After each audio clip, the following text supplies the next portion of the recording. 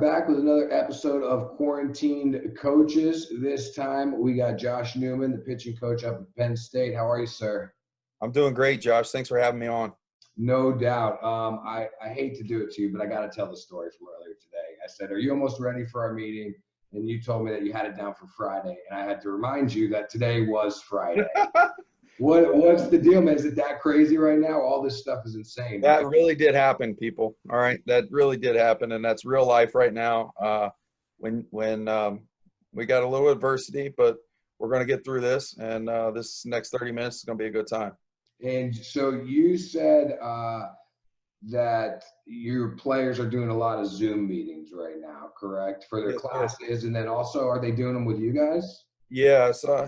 Our staff and our leader of our program, Rob Cooper, is an unbelievable leader, an unbelievable person, and you know, we're staying in touch with all of our guys, and our whole staff is doing our work and doing our due diligence to make sure these young men are in a good place, and for them to know that we're there for them. So they're doing Zoom through class and stuff with us as well. What are you guys able to do right now through Zoom with your pitching staff? Yeah, so we're just checking in and making sure, number one, their health and their well-being is good, and they're in a good place.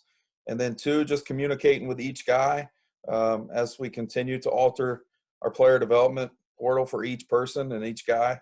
And that's how we do it. We tailor it to each guy here, and making sure that we navigate this together.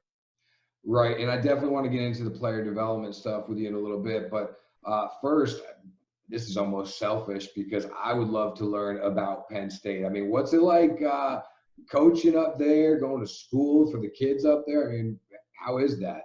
Man, Penn State is, you know, you always hear about a Power 5 program, but you look at the resources and you look at what makes Penn State what it is today, and it's the people, and it's truly about young men having every single resource to be successful, whether it's in the classroom, off the field, in the community. I mean, we have the most living alums in the United States of America, so the power of a Penn State degree is incredible. Our guys are set. They're going to graduate. And we're doing things on a baseball field that haven't been done here in a long time. We were off to the best start since 1980. We had a 10-inning no-hitter already this year, and so on and so forth. Man, it's truly a special place, and words don't do us justice. And I could sit here explain what I get to do and what I get to say. Feeds my family, but you know, I don't think we have enough time. It's just near and dear to what we do, and the people make that happen. Well, you played at Ohio State. I mean, I didn't know that you were allowed to play and graduate and then go coach for Penn State. I mean, did you have to get a waiver for that?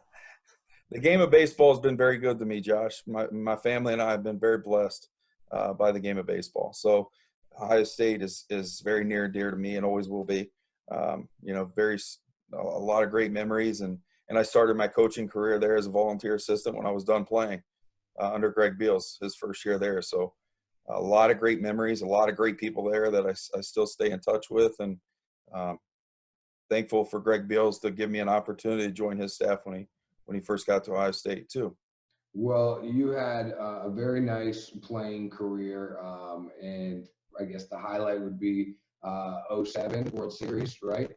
Yeah, man, being a part of, you know, my journey, and as I said, the game of baseball and what it means to me, and you know, it's when you go back and you kind of look at, you know, the people that I had a chance to be around, the organization in Colorado at that time, from Clint Hurdle as the manager to, you know, Dan O'Dow, the GM, and all these people and that have impacted me or influenced me to who I am today. I'm very thankful for that time. So you learned a lot of things, obviously, at the professional level and getting to the major leagues. And I'm guessing that you learned quite a bit at that level that maybe you didn't know when you were a college athlete. What did you learn there that you're able to bring to your college athletes today? Well, first off, the game of baseball is extremely difficult. I've never met a guy that's walked a kid on purpose. I never met a teammate that tried to strike out. The game of baseball is so difficult, and being a part of that journey and getting to the major leagues and chasing your dream and finally getting there and to be in an environment that gets to the World Series. And then I was sent to Kansas City at that time. Was Dayton Moore had just taken over there and building their culture to what they have. And so at that time, I got to see both sides of it. At that time, Colorado was way up here and Kansas City was down here in July of '08 when I got sent there. So I got to see the culture on both sides, and then obviously the people that I was able to be surrounded by. I say Clint Hurdle as one, and I could go on and on and on, but there's so many people that gave me their time and was there to help, and that motivates me today. That's who I want to be for my guys, and it goes way beyond baseball. Baseball is what we do; it's not who we are, and just so fortunate to have those experiences that help share and help young men chase a dream, get an education, and be a successful person. And that's why I love what I do. Mental preparation is a big part of pitching. Huge. So take me through that. Where do you want these guys to be mentally, and how do you get them there? Josh, that's a great point. To me, the mental game is so underdeveloped, undercoached, but not here at Penn State. And it starts with our leader, our head coach, Rob Cooper, implements a weekly culture team meeting that thrives off of the mental game. We have resources here at Penn State. Dr. Carl Olson, if you get a chance to look him up, unbelievable resource that our young men have the opportunity to have on their team, on our staff, that we meet regularly about the mental side of the game, having a mental toolbox and developing routines and breathing and just visualization things, and just it's next level stuff. I never got exposed to that until I was probably in high A in the Rockies, and it was kind of being integrated slowly at that time. And it's so powerful, man. And our guys, it is taken very seriously, and it's something that we preach and we coach, and we are constantly talking about it. So you want guys that can be mentally tough and I guess control their emotions a little bit on the mound. When you're recruiting, is there any characteristic in maybe a high school guy where you're like, that kid's going to have it mentally? Or is there a time when you can look at a recruit and say, he's not going to have what we need mentally? Yeah, there's a lot of variables that go into that. Home life and adversity that they've had in their lives, and what they are as a person and character and makeup. There's a lot of things that go into that. And this may sound crazy, but man, when adversity hits, like we're in now, or in a game, you're watching a pitcher and adversity hits, a guy doesn't make a play behind him, an umpire squeezing him. How do they respond to that? Tells you all you need to know. Can you teach mental toughness? Yeah, I think it's developed. I think you can, we're still developing it with our guys. Right. It's not something. I think there's different tiers of that and how it plays. Right. So it's not something that a person's just born with. Because like I was talking about that with Coach Crabtree at Florida Southern yesterday, there's certain things you can't teach. And that with him, we were talking about competitiveness. And here I'm looking more at, it's, I guess, somewhat similar, but, mental stability almost out here. Yeah. I think that's something you could teach and work on. Yeah, I think it's developed. I think you can help young men understand how they can become better at it. We talk about having it, but how do you get it? How do you develop it? And how do you use that ability? How do you integrate that into your everyday life? How do you do it on the baseball field? How do you do it in the batter's box? How do you do it in the field and off the field? I think it relates to everyday life. Can you give me an example of something of, you teaching it and how to maybe a tip for a young guy on how to develop? Yeah, I look at one that worked for me as a simple flush mechanism that where we step off as on the mound, we regroup.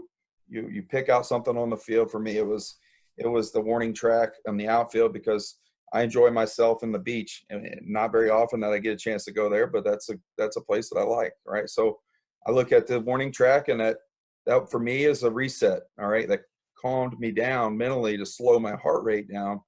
And I took myself there for a second, had a few deep breaths, regrouped, back on the rubber.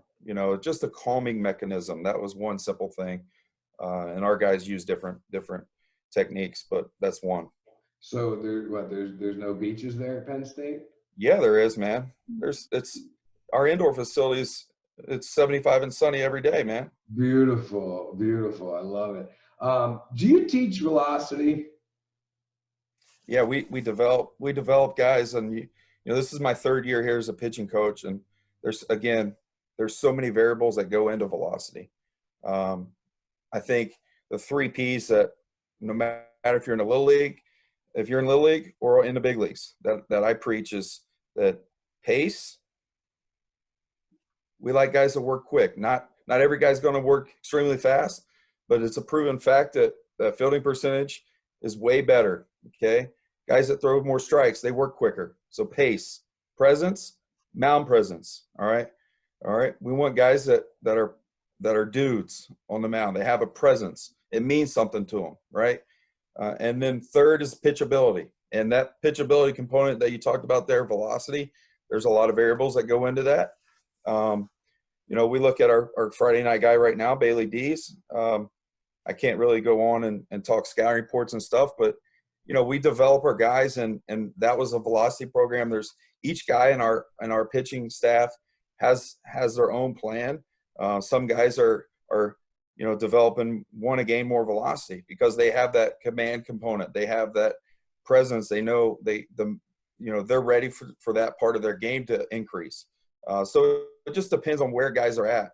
And we do teach velocity. There's many things that go into that, though, from strength and conditioning staff that we have. Jason Bradford, our strength coach, is a big league strength coach. The guy is, to me, and I know I'm biased, but that guy is unbelievable at what he does. And what he has done with those guys is incredible to see the change and the fruition of that work cultivated and then translate to functional strength on the baseball field, because that goes into velocity. Then you got our arm care pre-throwing routines that are adapted to each guy after we assess their mobility, how they move, what's functional, what isn't, what needs to improve, the range of motion, because all those variables go into it.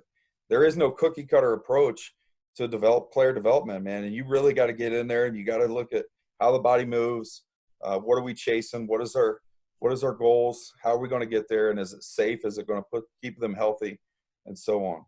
And there's a lot of opinions about teaching velocity, and at what point do you really start at, what age or what stage of development do you teach velocity? I don't think there's one right answer in this case or in a lot of questions in life.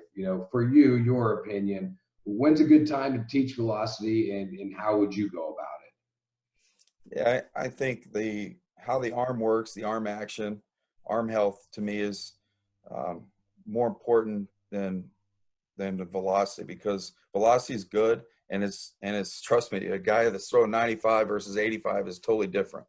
When do you teach it and how it's integrated? I think every kid, you just said it, is unique in how their body works and how their arm is, and how they're developing. I think a young kid, you got to be very careful on adding and subtracting weight and at an early age, because their body's constantly changing and adapting. But it's like, to bake a cake, bro, you can't go straight to the icing, right? You gotta make sure the ingredients and everything else is right before you get to the top, right? To me, the velocity is the top part. Yeah, that's a great analogy, especially for those of us who love cake. It makes, and especially for those of us like me who don't know a ton about pitching and had to go to Rob Friedman, the pitching ninja, to get some. That's the guy's the man right there. Yeah, yeah, I know you got to be a big fan of pitching ninja, right? I And mean, I just look at what he has done. I'm a better coach because of that guy, and he doesn't even know Josh Newman. What? Who's this guy? I yeah. mean, I like I'm a better coach, and that guy has helped the game, helped me. I mean, How does huge how does fan. it help? Because again, a casual fan who's I'm an infield and a hitting guy, I look at pitching ninja and to me it's like, oh, that's cool, but I don't learn anything from it. I'm like, oh, that's a nasty pitch. Like, what are you learning from it? Well, I'm always looking at how can I get better? How can I be a better pitching coach?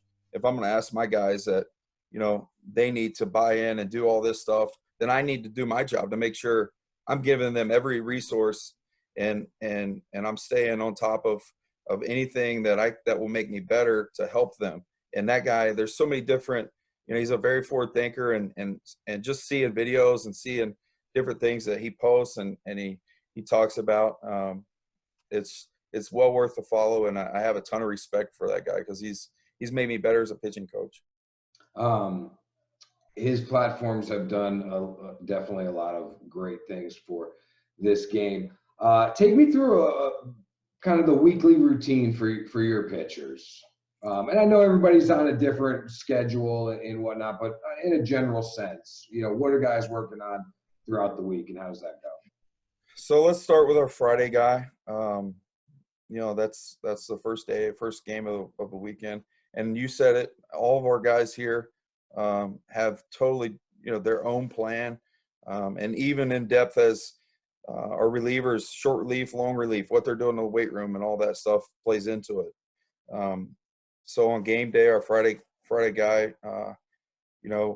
we've already done our scouting. We've already put in our work. Game day's their day to go do what they do. And then, it's just Saturday, the day after, there's a lot of variables that play into how their body recovers. We have sports scientists that help us truly evaluate each guy and how their body responds to certain stress levels. So there's a lot of in-depth, and without getting too far into the medical side of it, that plays into it as well. And then Saturday, the day after, it starts there as a plan, as each guy's really different. We like to get our guys in a weight room at least 3 times to put stress. And we just want to make sure that what we're doing on the baseball field lines up with what they're doing in the weight room. So we like high stress, low stress days, high stress, low stress, high stress, medium, game day. Interesting. The weight room thing you mentioned, I'm seeing more of that in high school. It seemed for many years, really up until recently, and this isn't obviously universal, but a lot of the programs that I was involved in and a lot of the programs that I saw, it was the high school kids would work out in the fall and the winter, and come spring, there wasn't gym time. And now I'm seeing a lot of high schools get back or get into that. Is that a good idea? You just got to make sure that the people that are leading that, I mean, obviously it's going to be very difficult to repeat what we have here, because I really believe that what we're doing right now for our young men and what they have available from a player development staff, from the strength and conditioning, starting there, Jason Bradford and his staff, they really truly break down each guy and have a plan that's going to allow them to stay healthy, keep them functional strength versus brute strength, and depending on what they do, short relief, long relief, starter. Right. Those are all variables that play into their plans. And so there's so many different plans and weight room Right. gurus, I guess. I just really, you got to make sure that it lines up with what you want to and accomplish. Right. Does that make sense? No, definitely. I mean, again, it's tough to make these very generalized, universal statements as to what guys should be doing. But I think what really makes sense that might be lacking is having a professional over the top of it. Yeah, I mean, you look at functional strength versus brute strength in baseball, so to speak. So if you're a speed guy, you need to keep those explosive speed movements, right?